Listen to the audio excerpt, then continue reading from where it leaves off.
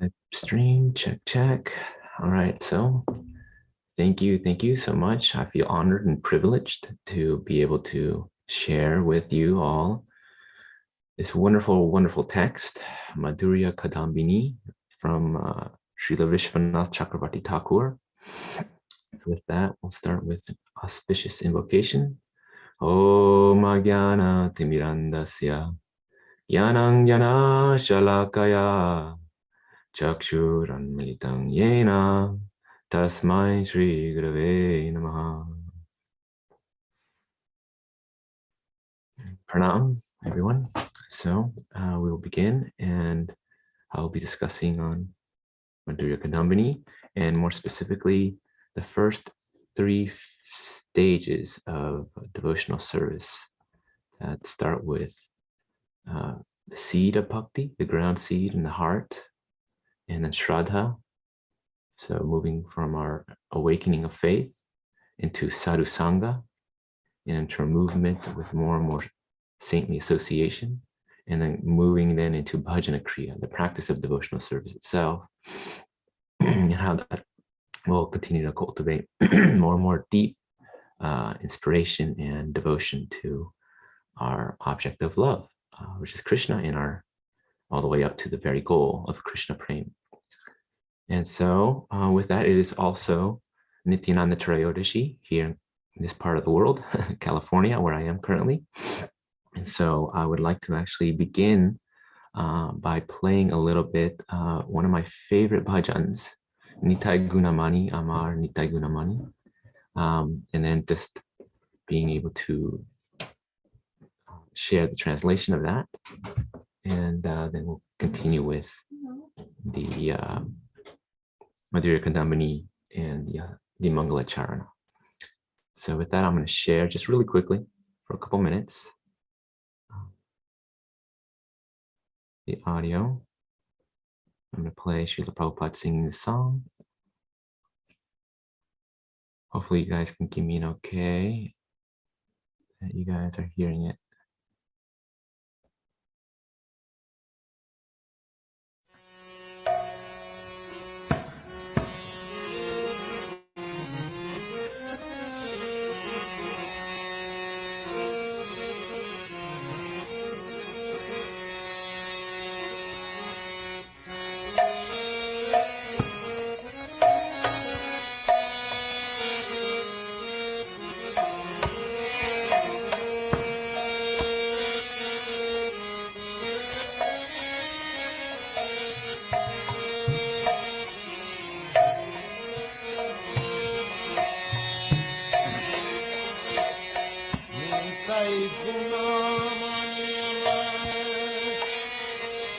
Nitai Gunamani Aniya Premera Vanna Asa Vani Nitai Gunamani Ama Nitai Gunamani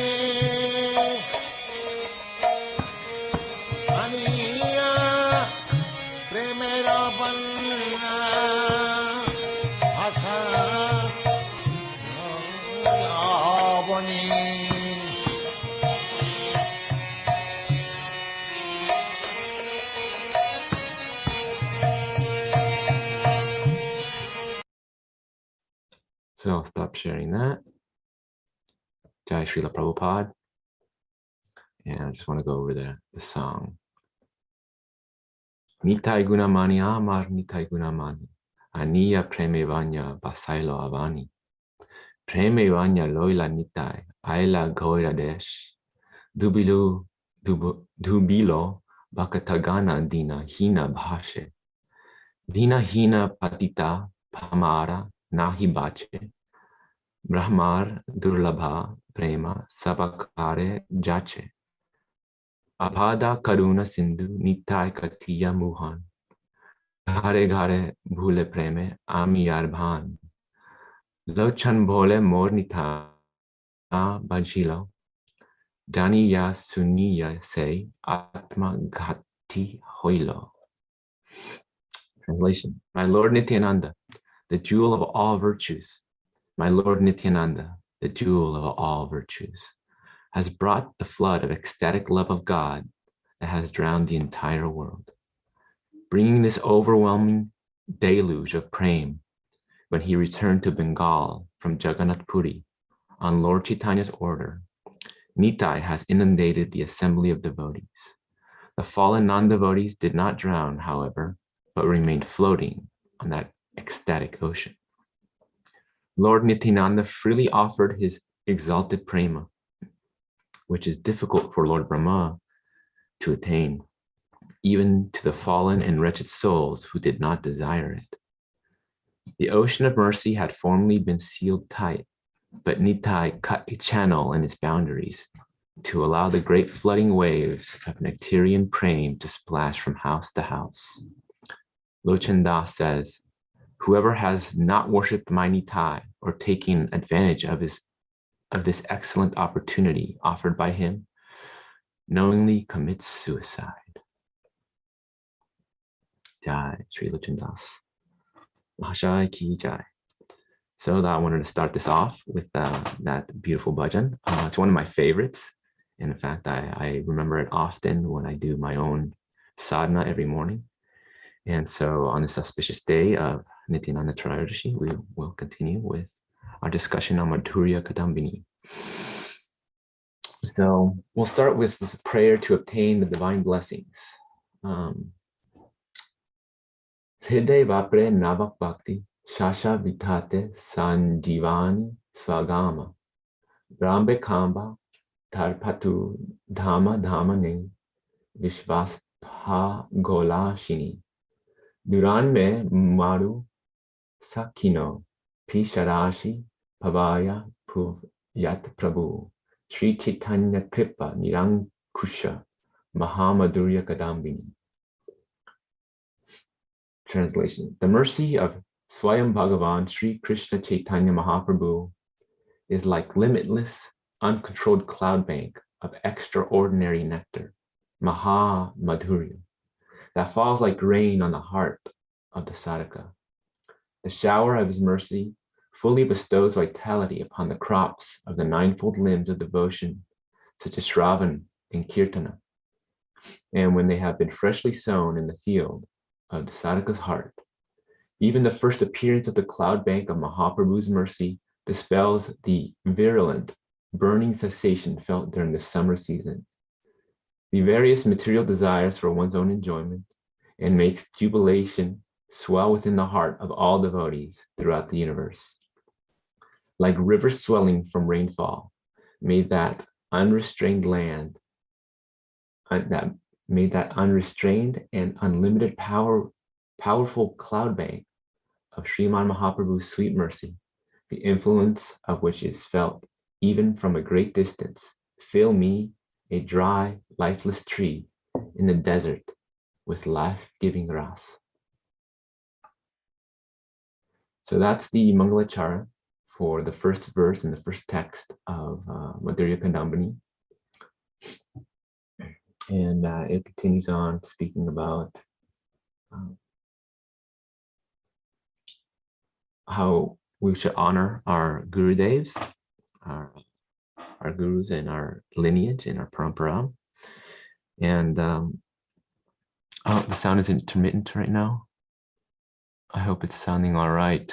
I've got a microphone here. Maybe it's my connection, but I hope it holds up. So you guys can tell me if anything, it's okay? Okay. Well, tell me if anything changes. So yeah, Madhurya Kadambini, why I chose this text for me to speak on.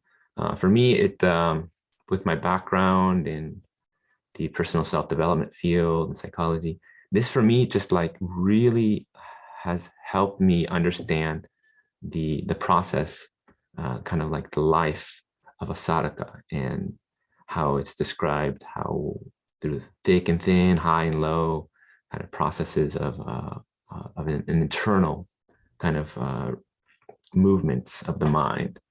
And so I've read it, I've heard classes on it from several different sadhus, and I feel just so compelled, so overjoyed to be able to continue to study and talk on this, because it's I think it's really relevant to the sadhaka in any stage, that they know where we're going, where we're at, where we're going, and then what the ultimate goals are. So with that, I was going to share an overview of what the first three kind of stages of devotional service have to offer us in terms of Shraddha, our initial begetting of the seed of bhakti, our initial faith and contact with some sort of connection with a sadhu, with Krishna, temple, some prasadam. There's some initial either conscious or unconscious connection that we've had in this life, previous lives, that have helped us engage and build that shraddha, that faith. And there's a certain term that I'm not recalling right now that helps us. There's shraddha, there's an accumulation of shraddha through either conscious or unconscious kind of buildup.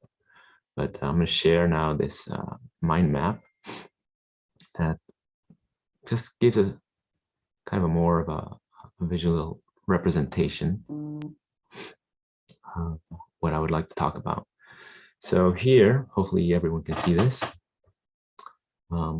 First, it starts with cultivating that seed of bhakti in our heart. So whatever that is, that initial contact, that, the term will come to me. Ajnata sukriti, yeah. So sometimes, or we might not even know exactly how we've been touched by bhakti in previous, our previous connection in life. But once that contact is there, then we have some attraction to bhakti. We have a connection to bhakti.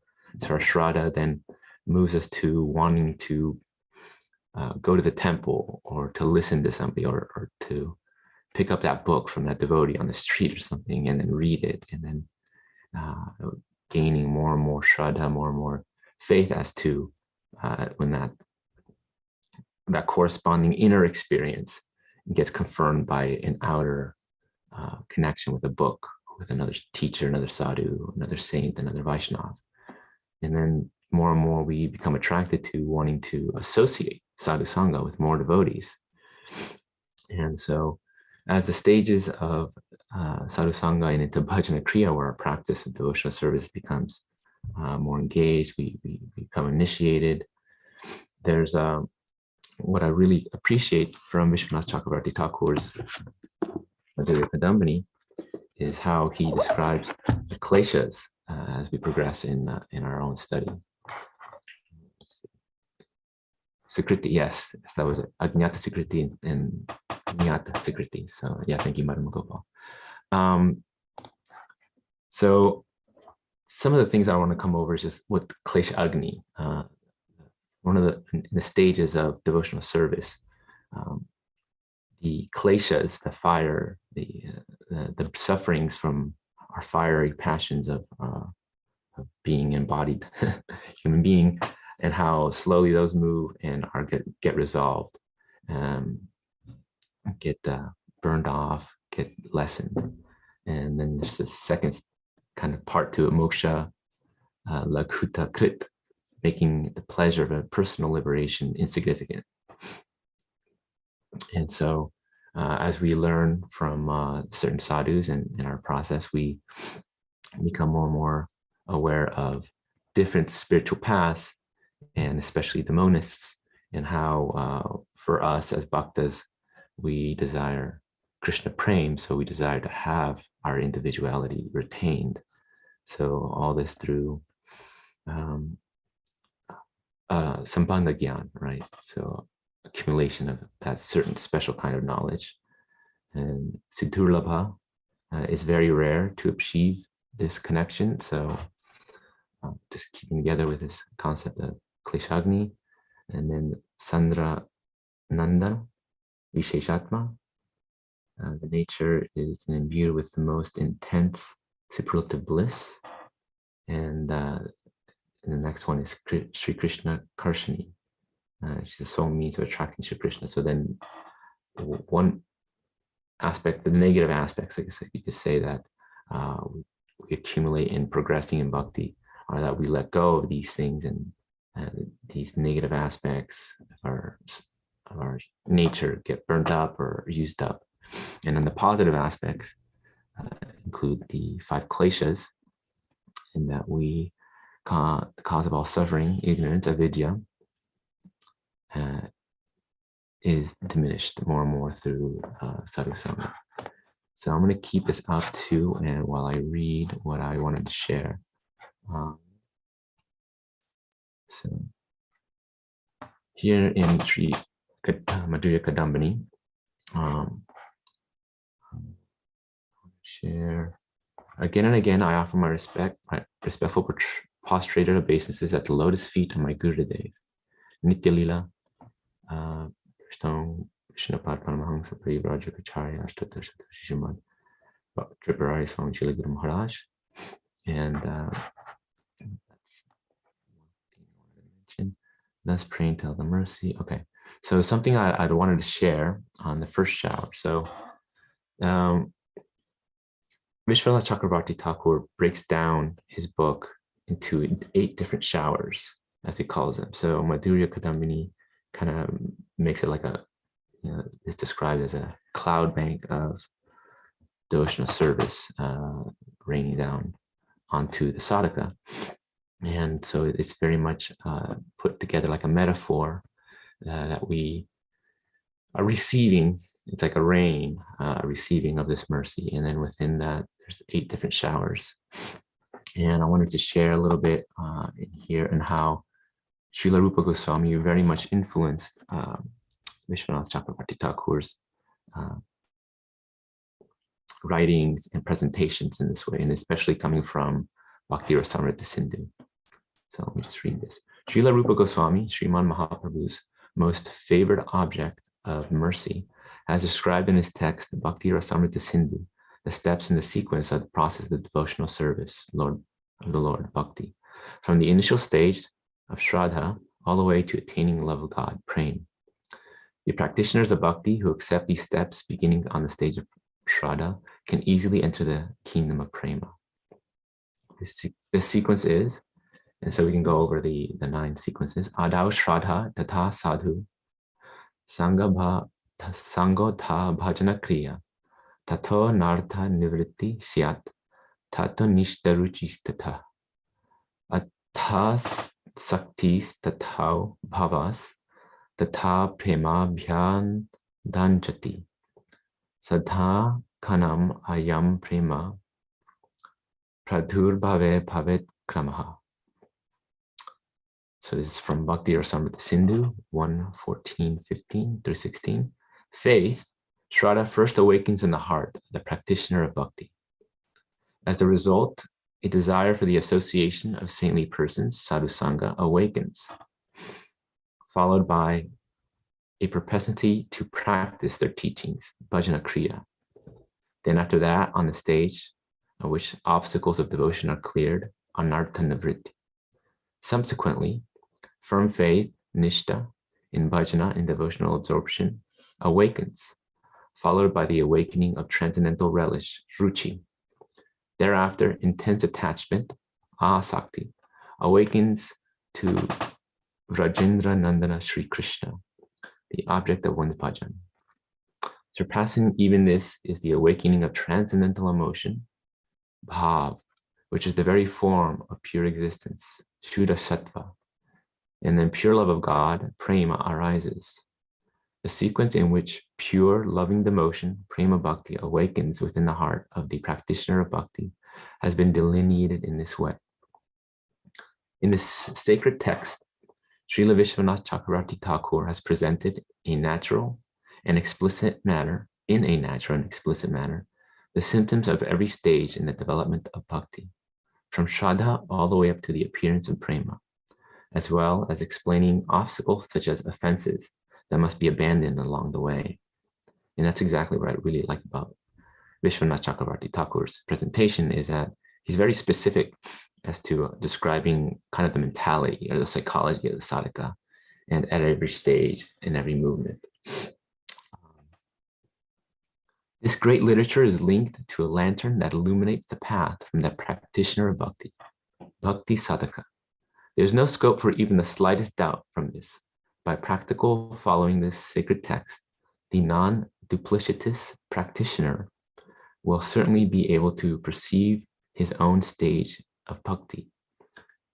And I'll stop there for a second. So this is, for me, very important, right? We're trying to, at every stage and every movement in our life, in a devotional life, kind of take our own temperature, as Guru Maharaj says this. And so for me, this book has been very good in allowing for a self-reflection in how and what and where we are, and how we're progressing, and our challenges, and that we all are going through them, right? To a certain degree, we're all on different stages, of course, perhaps. And then, so to be able to know that kind of where we're on the map is helpful to then determine where we need to go. So his deficiencies therein, and what further actions he must take in advance along the path of bhakti. Moreover, an increasing ability and inclination to awaken in his heart to advance to the kingdom of bhakti. And so, yeah, there's a big emphasis from Vishwanath Chakravarti Thakur on Rupa Goswami's teachings. And there are definitely some interesting correlations. And I wanted to share this as well, that how we put together Vishwanath poet Krishna Das has written the following lines in conclusion of his translation of Sri Chakravarti Thakur's Madhurya Kadambini. Madhurya Kadambini Grantak Jagat Kailo Dhanya Chakravarti Mukhe Vakta Apani Sri Krishna Chaitanya. Sri Vishwanath Chakravarti Thakur was blessed with the whole world by writing Madhurya Kadambini. In this reality, Sri Krishna Chaitanya Mahaprabhu has spoken this work through the mouth of Sri Chakravarti Thakur. Sri Vishwanath Chakravarti Thakur refers to this chapter of Madhurya Kadambini as showers. Yeah, I already mentioned that. There's first showers, nectar. There are 8 in total.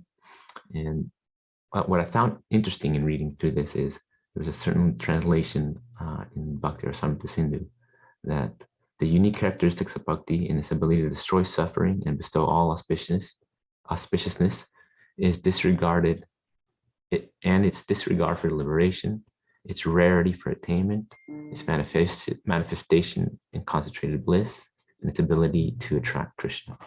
So that was in connection to the Klesha Agni. And then the other side to that, Shubhada, the auspicious aspects of avidya, eliminating avidya, asmita, false ego, the bodily identification, the rag, the attachment, desiring material happiness to decrease material suffering, dvesha, hatred towards unhappiness, and abhinivesha, clinging to the body conception of fear. So that's what I wanted to share in terms of that.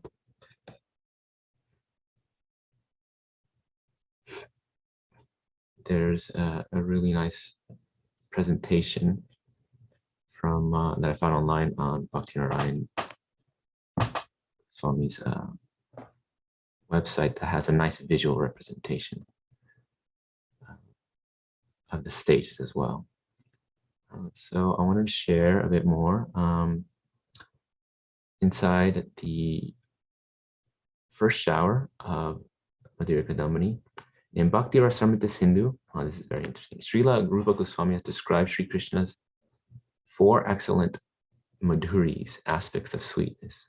So this book in particular has to do with Madhurya, or describing the super excellent qualities of Krishna as well. These sweetness cannot be found in any other Bhagavan's forms. So when we talk of Krishna, there's there's 4 different kind of aspects that are very much unique to Krishna. They are the sweetness of his pastimes, Lila Madhurya, the sweetness of his love, Prema Madhurya, the sweetness of his flute song, Venu Madhuri, and the sweetness of his beauty, Rupa Madhuri.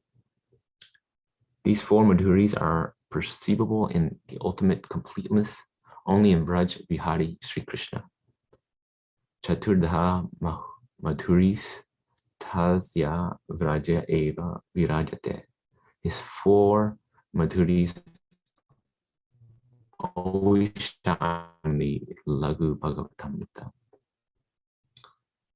In this book, there's also a row of clouds that pour down and rain Krishna's above mentioned Madhuris. For this reason, too, the author has named the sacred text Madhurya Kadambini.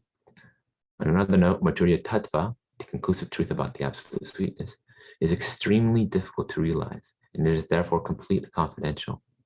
Besides receiving the causeless mercy of those who actually relish these Madhuris, that is, the mercy of Bhagavan and his devotees, there's no other way that it can be relished.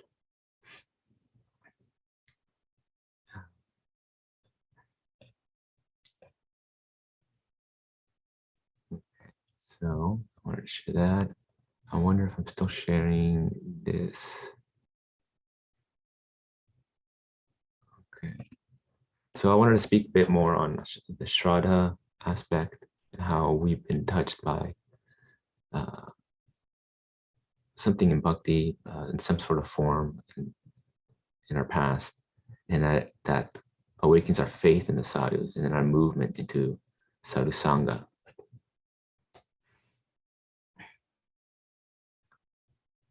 So let's see where.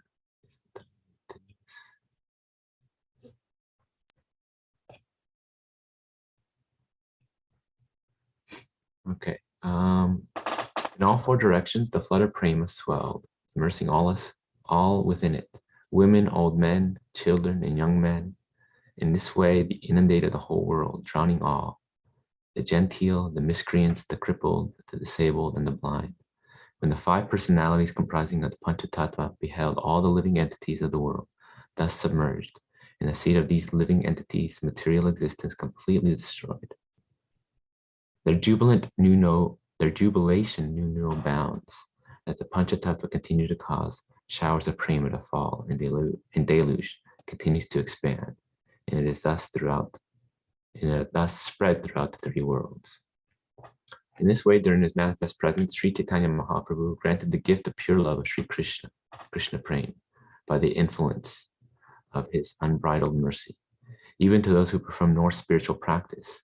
So that's part of the thing, is like this is a blessing. Bhakti is bestowed upon us. It is not something that we deserve. It's not exactly something that we create within us, but it's the potential for us to receive that seed of bhakti and then nurture it is within us, I guess, as well. And made their entire universe fortunate. Krishna Prem Haya Yanra Dhura Darashane. By beholding Mahaprabhu and his devotees, even from a distance, one attains Prema Krishna Prem. However, when he is not manifest, people only attain Prem through sadhana bhajana, the practice of devotional service. Nevertheless, the rain cloud of Sriman Mahaprabhu's mercy throughout nourishes a practitioner's sadhana bhakti in such a way that it causes Prema Bhakti to quickly arise in him. I like this part too. Like a nectareous shower, the rainfall from a row of monsoon clouds rejuvenates crops such as corn, though surely some seed or root, something of it, must have already existed. However, Sriman Mahaprabhu's mercy in the form of the row of rain clouds itself planted seeds of bhakti in the hearts of the living entities. Hearts that are barren and devoid of seed-like or root-like, bhakti samskaras, impressions in the heart made from the previous performance of bhakti. Then it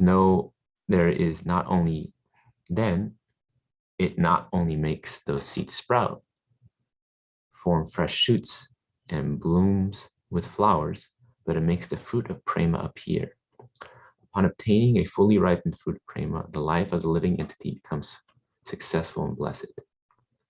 Here, the meaning of Hriday Vapre is the field of the heart. The heart is the birthplace of bhakti, the foundation. That place from which the longings arise and in which they again emerge is called the heart, Hridaya.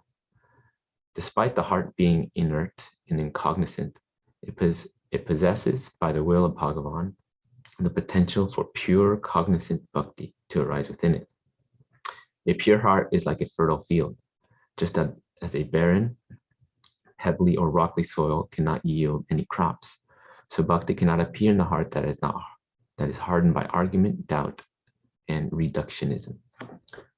And so, yeah, I wanted to speak a bit about what it means to kind of cultivate a fertile soil in one's heart, as it starts there, and with our process of japa, of harinam, cleansing the mirror of the heart, the chitta of the heart.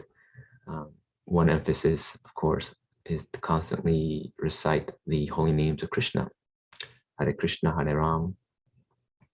And by doing that, we cleanse the mirror of the heart, and we kind of fertilize that soil in the heart for that creeper of bhakti to grow and grab into the deepest parts of ourselves to flourish. So moving a little quickly here with what I had to share.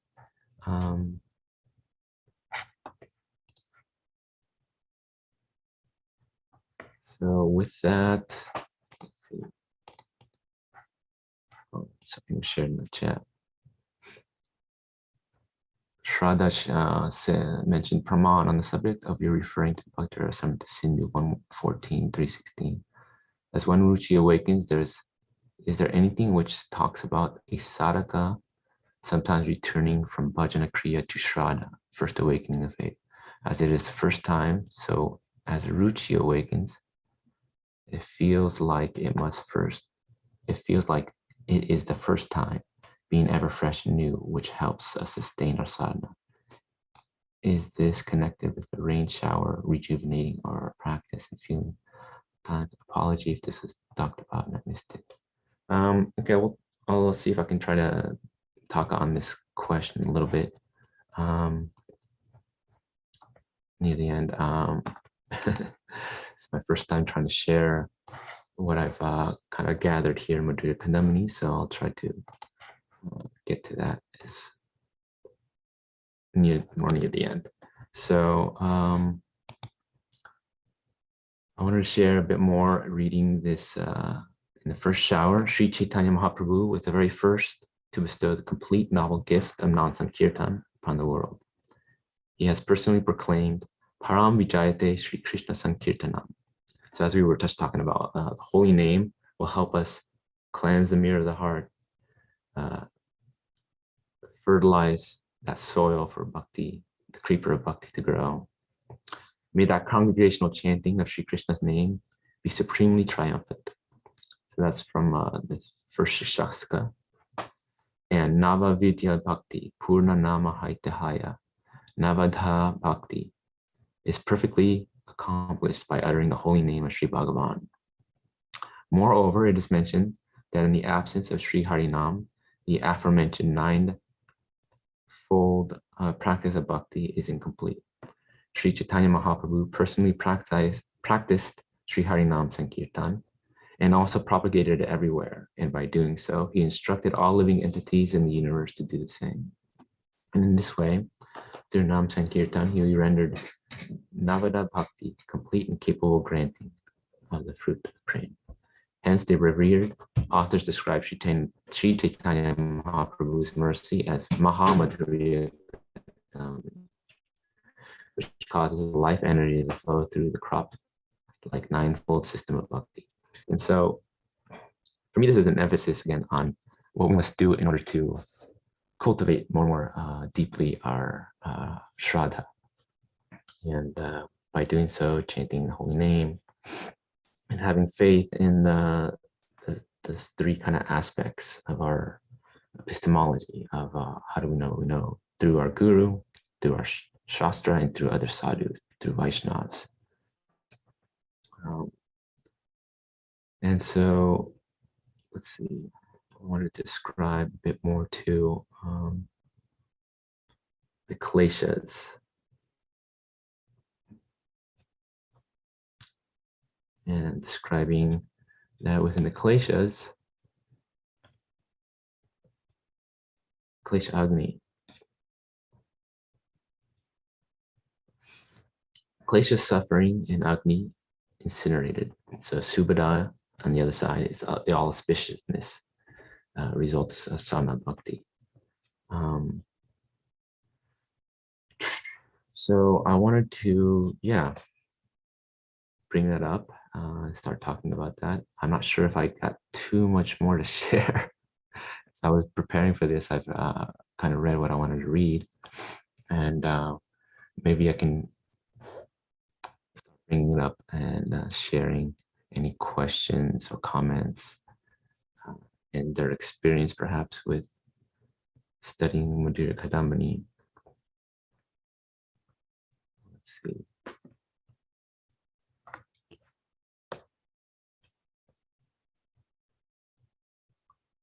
Special prayer.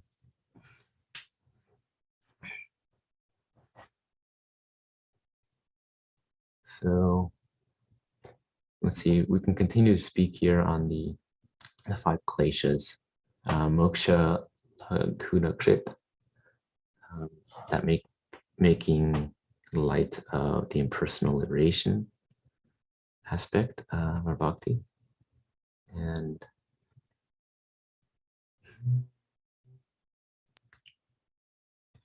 see what else do I want to share.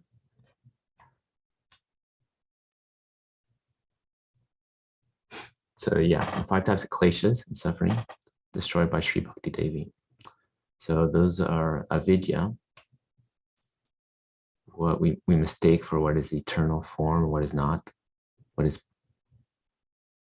the misery of ignorance, what is pure and impure, and what is the self and not the self. The second klesha is asmita, false ego, bodily identification. So identifying ourselves with what we're not, sensing the senses being as real, the body, the mind. Rag, attachment, desiring material happiness and to decrease material suffering. Dvesha, hatred towards others, towards unhappiness.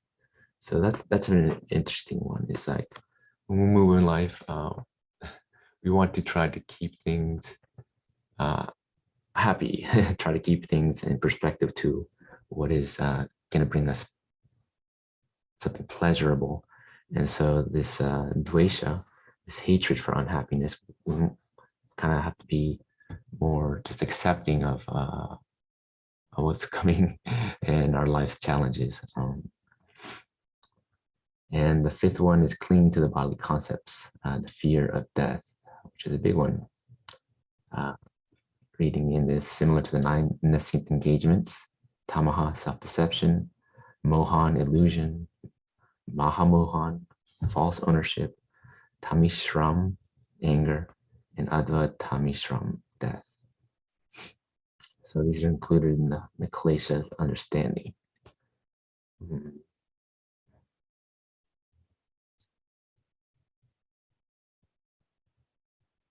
So let's see.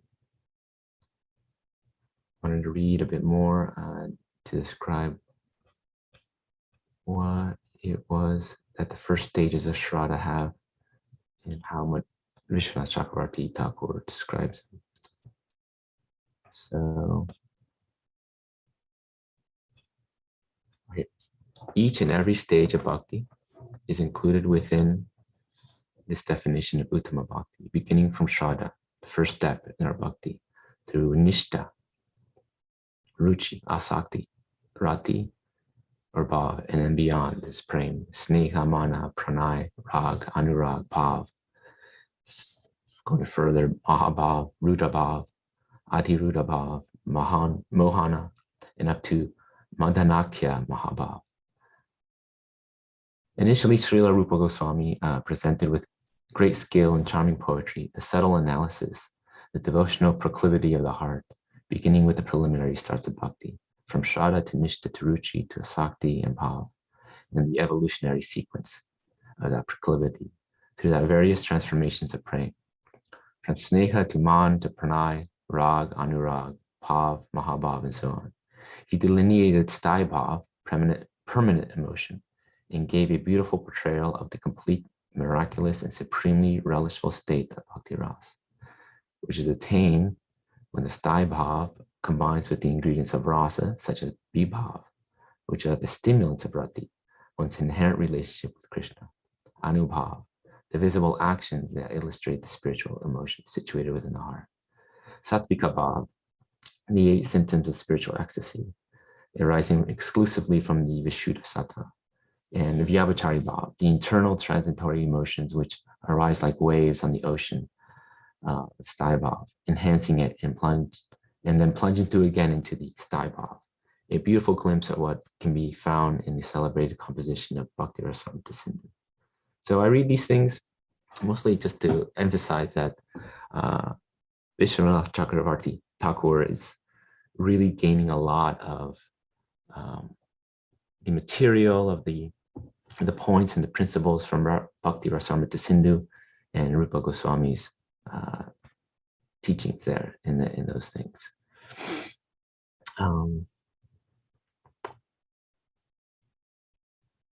So I've kind of gone through a lot of what I wanted to share a little more quickly than I wanted to. And I'm feeling like my preparation for this was not as well as it could have been with engaging for this full hour class. But here I would like to, I guess, just read upon Shraddha Dasi question on this. As one's ruchi awakens, is there anything which talks about sadhaka, sometimes returning to bhajana kriya, to sadhana, to shraddha, which awakens one's faith? As it is first time, as ruchi awakens, it feels like the first time, that being ever fresh and new, which helps sustain our sadhana. From my understanding, sadhu sangha is always there. And so our moving from bhajana kriya down to shraddha keeps awakening in our practice. So maybe it goes back and forth. Let's see if I can understand the question first, awakening.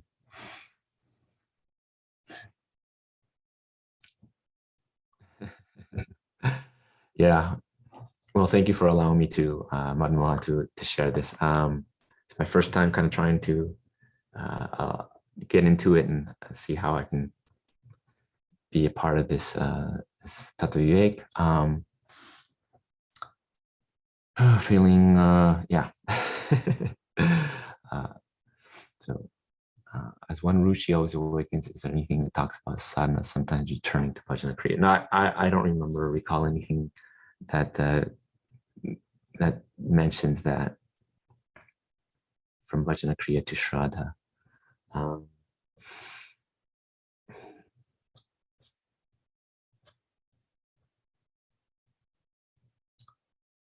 From here, I would like to maybe open it up to discussion or other questions.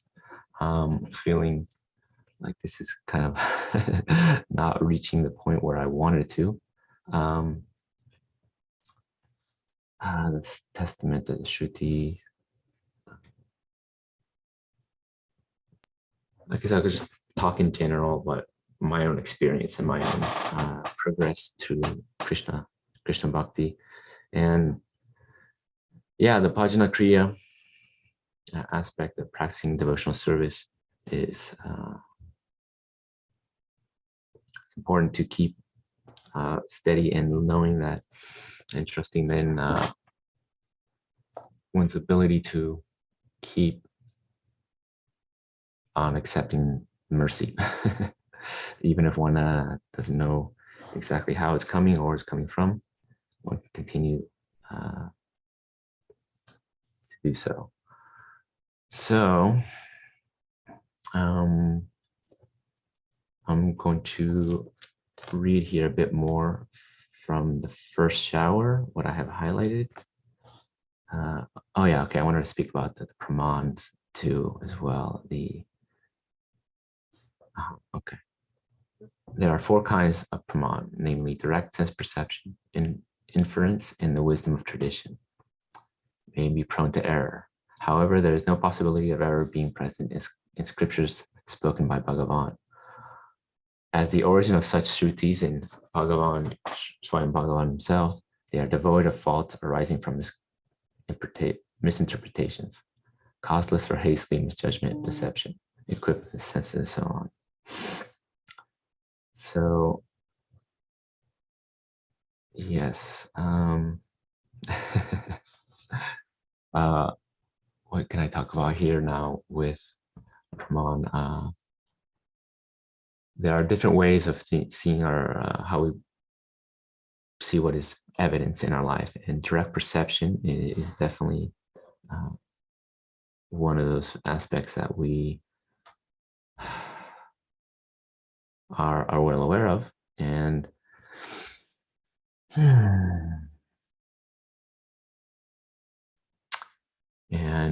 I think I'll be ending it here soon.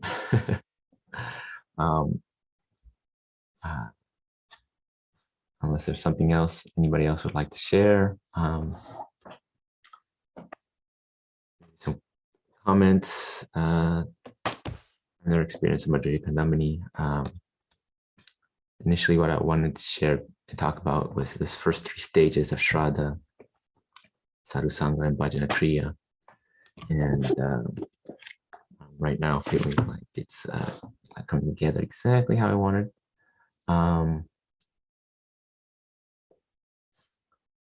And so with that, I would like to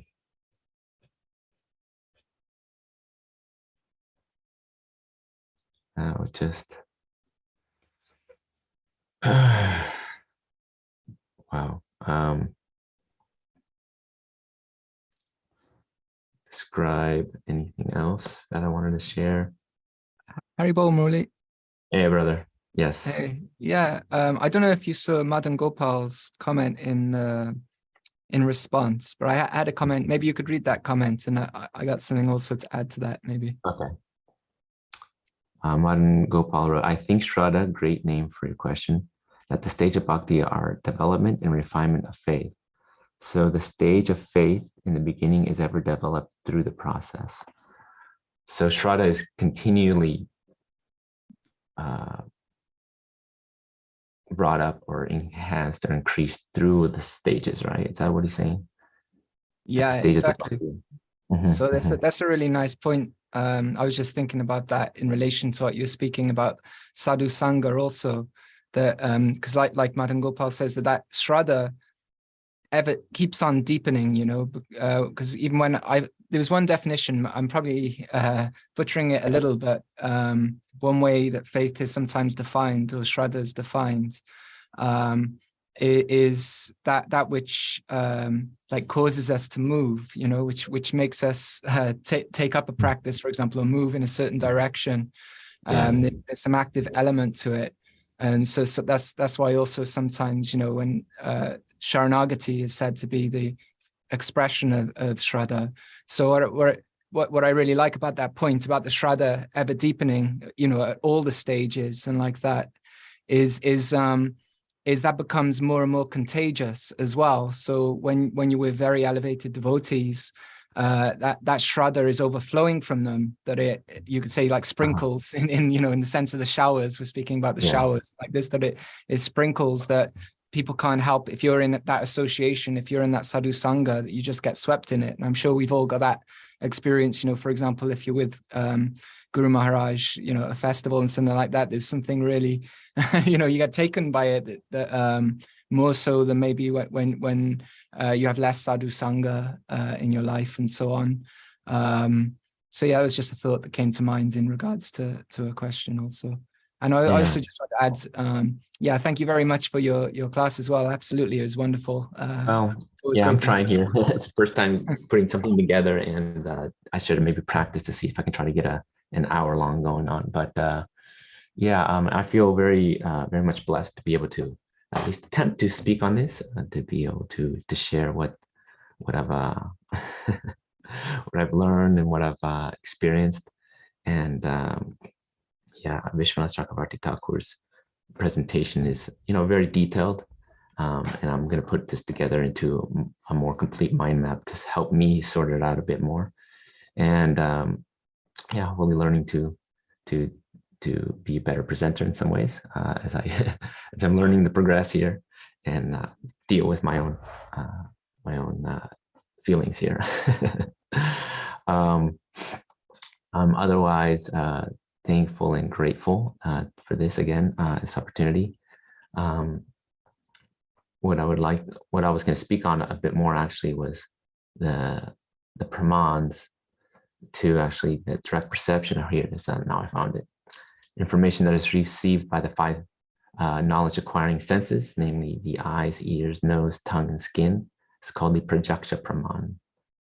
And then there's the anuman, the inference, that which is inferred after observing a particular phenomenon, anuman pranam. For instance, observing smoke and understanding if there's smoke, there's fire. So this is an understanding of how we know what we know through different faculties, right? And then arsa, statements of the sages. The assertions of the enlightened rishis are called arsha praman. However, upon some deliberation, it becomes evident that the opinions of numerous sages vary, and therefore the statements are not always authoritative. So that's the third praman. And then the fourth is upaman, or comparison.